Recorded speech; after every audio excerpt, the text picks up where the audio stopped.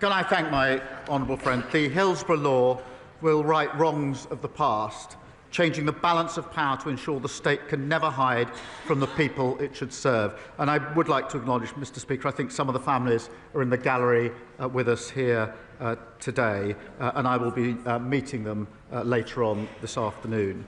I've always been clear the duty of candour applies to the intelligence services. I made a commitment we wouldn't water down the bill, and the amendments we put forward strengthen it. It is right that there are essential safeguards in place to protect national security, and we've got that balance right. I will meet the families and will outline the next steps on Monday in relation to that crucial balance. We come to the Leader of the Opposition, Keir Starmer. Thank you, Mr. Speaker. And can I agree with the Prime Minister's comments on Iran?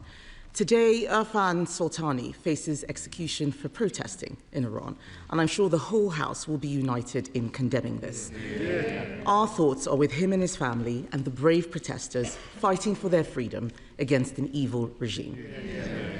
Mr. Speaker, I know the Home Secretary will be making a statement today on the West Midlands Police. The first thing that she should be announcing is the sacking of the Chief Constable. And I thank the member for West Suffolk for relentlessly pushing this issue. Mr. Speaker, can I welcome the Prime Minister's latest U-turn? I feel like I say that every week. Mandatory digital ID was a rubbish policy, and we on this side of the House are glad to see the back of it. But yesterday, the Health Secretary said the Prime Minister's New Year's resolution should be, and I quote, to try to get it right first. To try to get it right first time.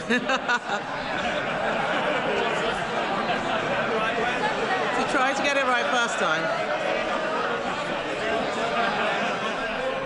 Yes, you did say that. You did say that. My question is, does he agree? Prime Minister. Mr. Speaker, I'm determined to make it harder for people to work illegally in this country, and that's why there will be checks, they will be digital, and they will be mandatory. And I'll tell her what this government is doing, whether on planning, child poverty, employment rights, investing in our NHS. We're taking the right choices for Britain, and they oppose every single one of them. And she talks about U-turns and consistency.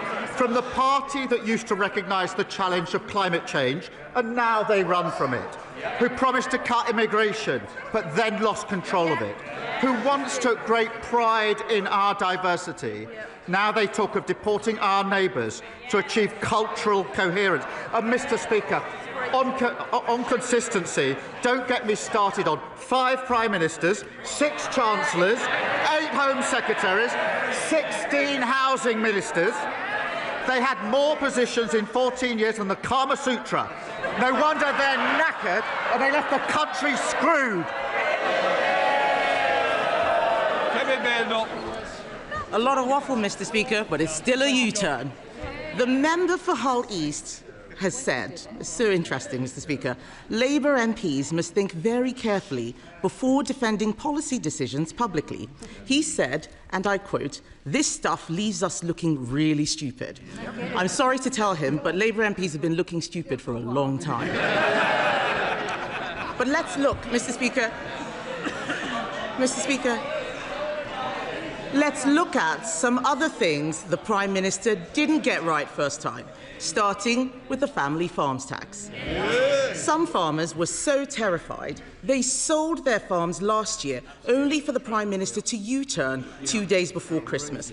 Will he apologise for the misery he's caused countless farmers?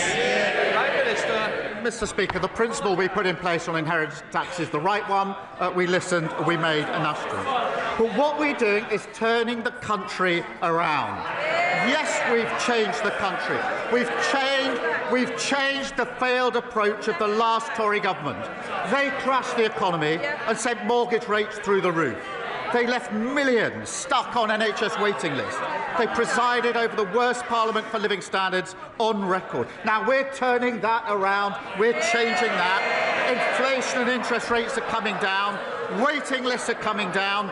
Wages are up more in the first year of a Labour government than 10 years of the Tory government. But I understand, Mr. Speaker, that she's taking advice on change.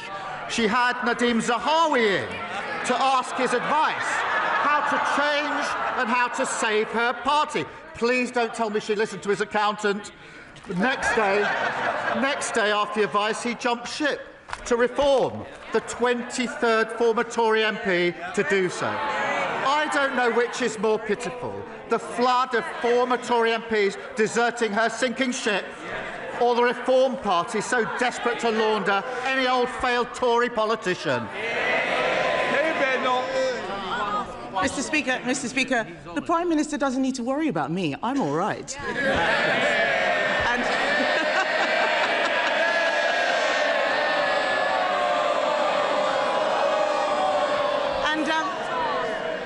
And I didn't hear an apology. I didn't hear an apology to the farmers.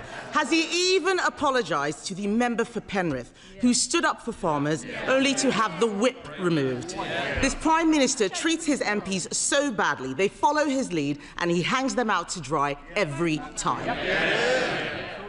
Let's turn to another area the Prime Minister has got wrong.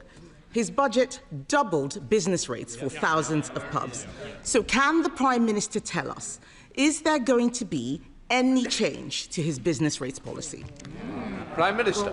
Well, Mr. Speaker, we're working with the sector to ensure that they get the support that they need. I have to say, the Leader of the Opposition's newfound concern for pubs will come as a surprise to anyone who remembers the 7,000 pubs that were closed under the Tories. And as Business Secretary, she didn't say a word about it. So we support business, we also support workers, Mr. Speaker.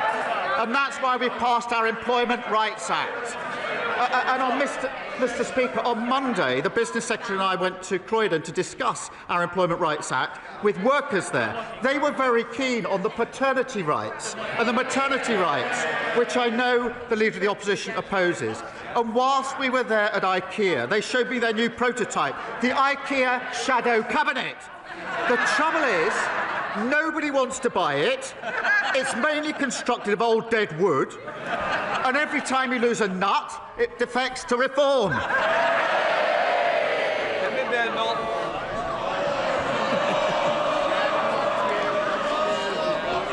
Mr. Speaker, he didn't answer the question about business rates. It sounds like he doesn't know what his policy is. And this has been a farce from start to finish. On Monday, the Business Secretary said the Chancellor did not even realise the impact of her business rates policy. No surprise there. But yesterday, the Tax Office said that they did tell the government what the impact would be. So can the Prime Minister be clear? Did he understand the impact of his own policy on pubs? Prime Minister. Mr. Speaker, we're working with this sector. She hasn't explained why she said nothing about the 7,000 pubs that closed on her watch. We're doing other things on the cost of living to help people, to make sure they can get out, to spend money in pubs and hospitality, boosting the minimum wage. What did they do? They opposed it. Freezing rail fares and prescription charges. What did they do? They opposed it. £150 off energy bills. What did they do? They opposed it. She said nothing when pubs were closing, and she opposes every measure now. And she said a moment ago, I'm all right. She clearly didn't listen to the advice of Nadeem Zahawi, because what he told her, he's now made public. He told her that they failed on mass migration, they failed on our armed forces, and he told her that she's leading, his words, a defunct brand the nation can no longer trust. No wonder he's joined the Tory migration to reform. Mr. Speaker, it's the second Boris wave. Mr. Speaker, I asked him if he understood the impact of his own policy. He didn't say yes. The reason he U-turns all the time is because he is clueless. He is blowing around like a plastic bag in the wind, no sense of direction whatsoever. And let's be clear, Mr. Speaker, this mess goes beyond pubs. The whole of the hospitality industry, cafes, hotels, restaurants, they're all being clobbered by Labour's tax hikes. There is an answer to this. Conservatives would abolish business rates for small businesses on the high street. Mr. Speaker, yes, they're all chuntering. He's already agreeing with us on family farms tax. He's already agreeing with us on digital ID. Why doesn't he make it a hat trick and abolish business rates for the high street? Mr. Speaker, they crashed the economy, and now they want to give lectures. She's wondering why nobody's listening to them. Nobody is ever going to listen to them on the economy ever again. Mr. Speaker, in 18 months, because of the decisions we've made, inflation is falling, and the Bank of England say it's coming back down to target. We've had 6 interest rate cuts in a row. Wages are up more in the first year of a Labour government than under the first 10 years of their government, and we beat the forecasts on growth for 2025. We're turning this country around after the appalling mess that they left it in. He says no one's going to listen to us. Who's going to listen to him? The winter field allowance, U-turn. Waspy women, U-turn. The 2-child benefit cap, U-turn. Grooming gangs inquiry, U-turn. The family farms tax, U-turn. Digital ID, U-turn. Jury trials? U-turn. We hope so. We hope so. I think that's going to be the next one, Mr. Speaker. Week after week, these poor people sitting behind him have to defend the indefensible, only for him to U-turn a few days later. Mr. Speaker, one of his cabinet ministers told a journalist that what's happening at the moment is extraordinarily bad. Another said we've gone through a catastrophic series of missteps. Yet another minister said, we are so unpopular at the moment, I've come to the conclusion it's worth rolling the dice on a new leader. They're right, aren't they? Mr. Speaker, here's the difference. I changed my party, and that's why we stand here with a majority Labour government. She sits there with her party that lost 2/3 of their MPs at the last election, and she's losing more every week. They're queuing up to join the member of Clacton's laundry service for disgraced Tory politicians. Meanwhile, inflation is down, wages are up, and waiting lists are down. Labour's turning the corner and changing this country for the better.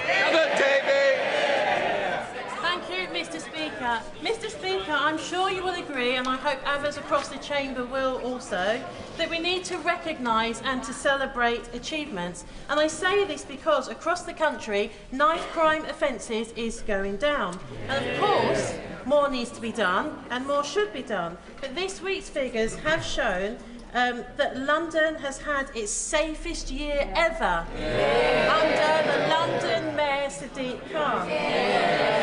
And in fact, homicide rate in London is the lowest ever since records began. Now, Mr. Speaker, Reform and the Conservatives repeatedly talk down our capital city. So will the Prime Minister join me in saying they are wrong, and will he applaud these achievements?